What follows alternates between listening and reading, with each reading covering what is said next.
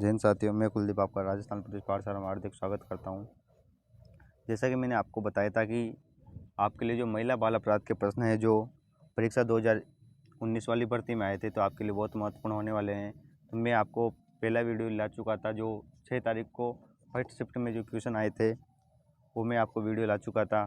तो आज मैं वीडियो लेकर आया हूँ आपके लिए 6 नवंबर सेकेंड शिफ्ट की पारी में जो महिला बाल अपराध के प्रश्न थे, वो आपके लिए लेकर आया हूँ। और मैं आपको बता दूँ, ये प्रश्न आपके लिए बहुत महत्वपूर्ण होने वाले हैं, क्योंकि जो फर्स्ट शिफ्ट में जो क्वेश्चन आए थे वही सेकंड शिफ्ट में उनसे रिलेटेड ही क्वेश्चन आए थे। वो लगभग वही क्वेश्चन रिपीट होने की स्थिति में थे। तो इसकी पीडीएफ आपको टेलीग्राम ग्रुप से मिल जाएगी, जो आपके सामने राजस्थान पुलिस पाठशाला है, इसका लिंक डिस्क्रिप्शन में दे दिया जाएगा। तो आप उससे लिंक ये प्राप्त कर सकते हैं। तो आपके पास पहला क्वेश्चन है कि सती रोकथाम अधिनियम को राजस्थान सरकार द्वारा कब लागू किया गया है। तो इसका पहला ऑप्शन है 1985, दूसरा ऑप्शन है 1986, तीसरा ऑप्शन है 1987 और चौथा ऑप्शन है 1988। तो इसका राइट आंसर अपने पास हो जाएगा 1987।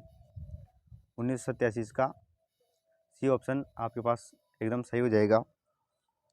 इसके बारे में मैं आपको और भी जानकारी दूँ तो ये सती को पहली बार बंगाल विनियम मतलब सबसे पहले इसको 1829 में बंगाल में प्रतिबंधित किया गया था। जिसे आपको मैं पहले भी बता चुका हूँ कि ये लगभग वही क्वेश्चन रिपीट होंगे जो आपको पहले उस वाले पेपर में आए थे। और मैं आपको बता दूँ, सन 1987 में अंतिम सती जो दिवराला सती हत्याकांड हुआ था 1987 में, जो सीकर का एक गाँव है, अंतिम सती वहाँ देखने को मिली थी अपने को। उसके बाद अगले क्वेश्चन की बात की जाए, अगला प्रश्न है आपके पास, मानव तस्करी अधिनियम किस वर्ष लागू किया गया है। तो ये अधिनियम 2018 को लागू किया गया था। इसका आंसर हो जाएगा मानव तस्करी अधिनियम का।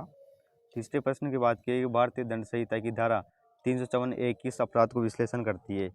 तो मैं आपको पहले ही बता चुका इस चीज़ को कि ये यौन उत्पीड़न के लिए सजा को ये करती है।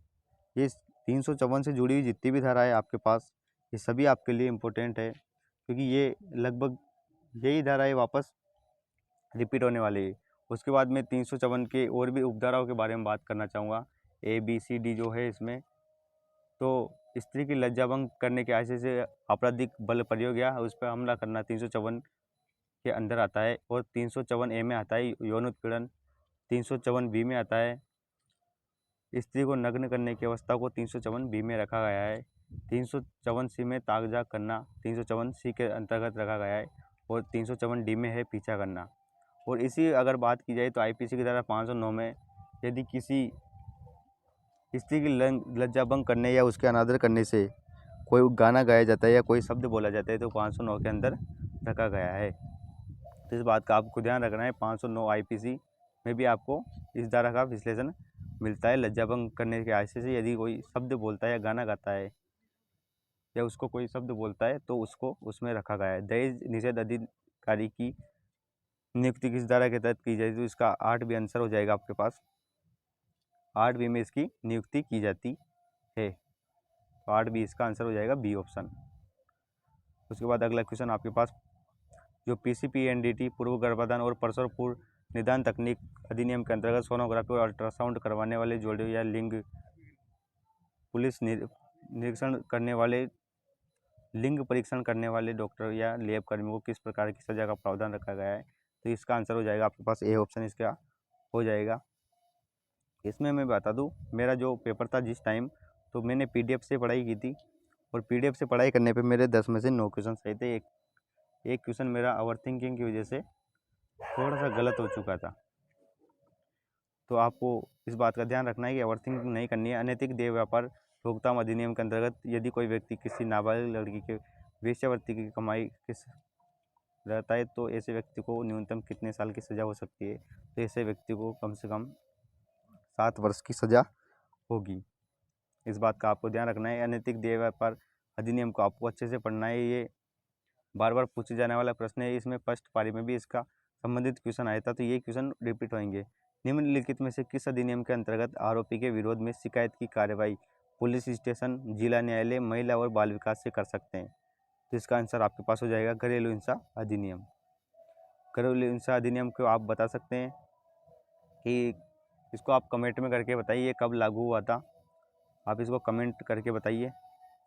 निम्नलिखित में से कौन सा सही मेल खाता है? तो 376 बी के बात की जाए तो पीड़िता की मृत्यु या लगातार विकृतशील की स्थिति, तो ये गलत है। इसमें आएगा 376 बी में आता है बीवी से अलगाव की स्थिति में यदि कोई उसका बलात्कार करता है, तो ये 376 बी के अंदर रखा गया है, तो ये ऑप्शन आपके पास गलत हो जाएगा। उसके बाद अगला ऑप्शन है 376 सी। यदि कोई अधिकार प्राप्त व्यक्ति या कोई भी सेवा में व्यक्ति है, वो 376 सी में आता है, तो ये भी हो जाएगा गलत, क्योंकि 300 सामूहिक बलात्कार 376 डी का विषय है।